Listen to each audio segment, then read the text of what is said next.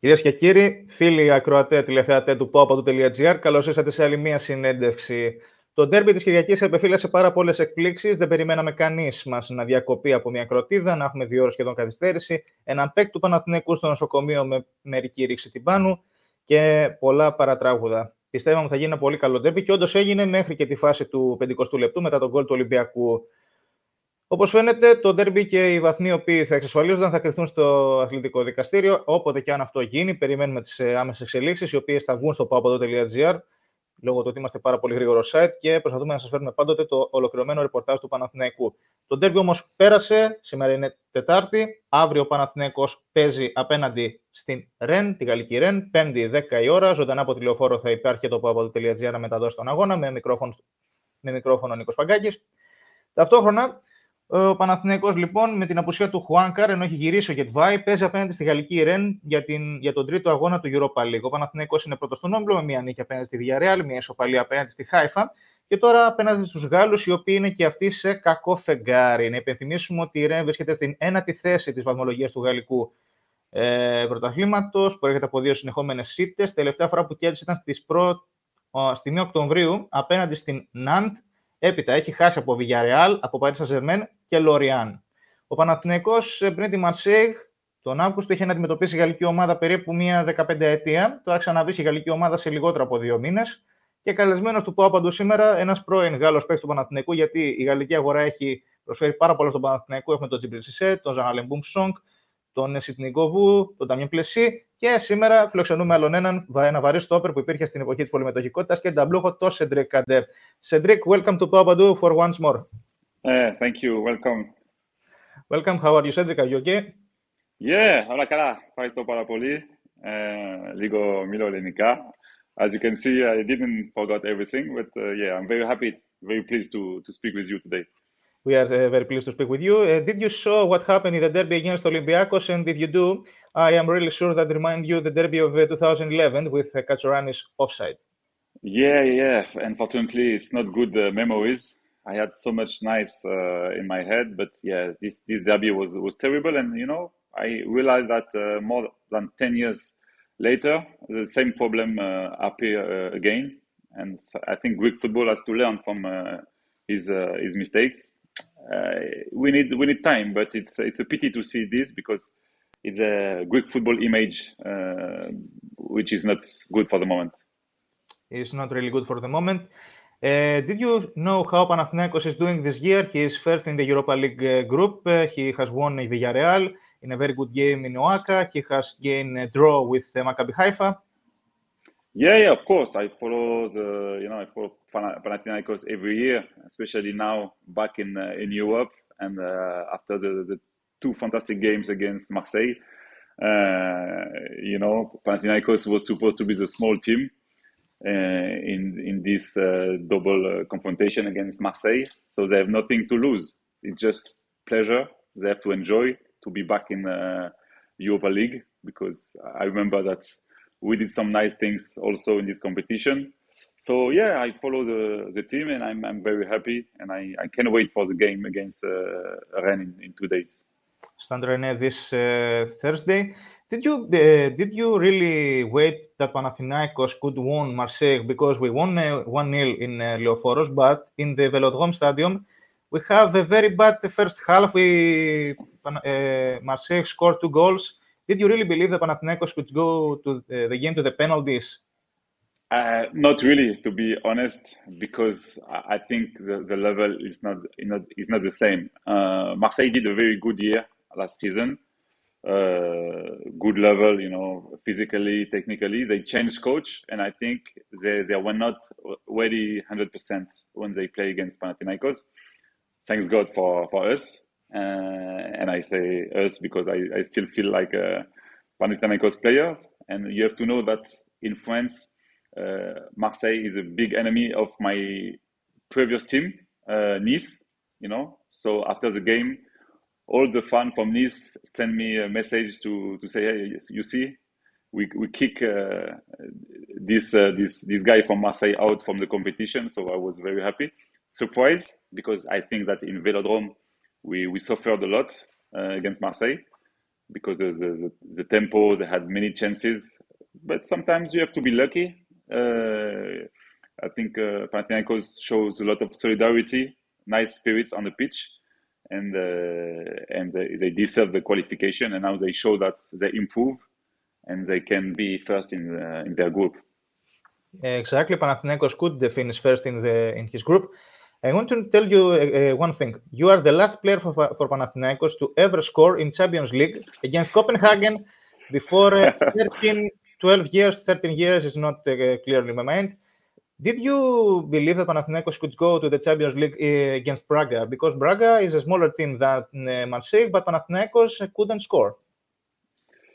Yeah, but you know, I think that the last 10 years, the football in Portugal improved a lot.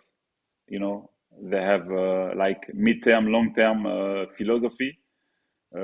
Also for the academy, they work like crazy. You see that Porto, they won against Juventus like 2-3 years ago.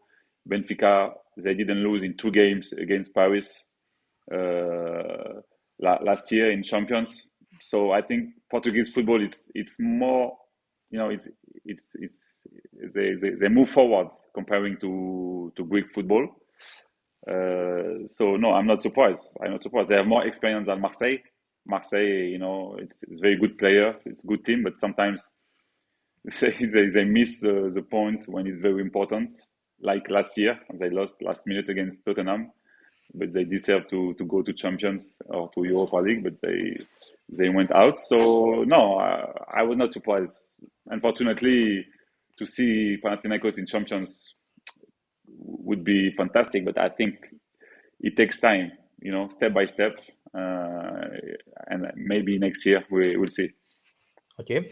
Now for the opponent of the Thursday, what kind of team is Stade Rennais as it in the fans? Stade Rennais, you know, they play a very good football, very offensive. In terms of quality, they have huge talents up front. I think they have 7-8 players international level. I mean, we have Gouiri, we have Koulioumendo. Now Martin Terrier is back. And many players, you know, so the level is very, very high. It's one of the best teams in France. But unfortunately, 2 years ago, they lost many defenders. They lost also their captain, a white back, Traoré. You know, he's from Mali, so I know him very well. He moved to Real Sociedad. So now, defensively, it's not a good team anymore. So it's a matter of balance. So if Panathinaikos is able to be, you know, to be good offensively and to put the danger in the Stade Rennais, you know, half pitch, I think we can do nice things. But with the ball, they have fantastic player. They are fantastic. They have a really good coach, Bruno Genesio, but we see that Stade Rennais has lost the last 2 games. They haven't won since 1st of October. Do you see that Bruno Genesio has lost the pitch? Has lost the pitch? Yeah. I saw the results, but we know also why they lose, because as I told you, defensively they do too many mistakes. You know, they have a big experience with the goalkeeper, Mandanda, but in a defense they have only young players, and I think they cannot, you know, they cannot manage to play Europa League, and also League One is it's a big level. You know, first you build with the defense, and then you keep the results. But with Stade Rennais, this balance problem, it's a big issue. It's a big issue for them. So that's a chance.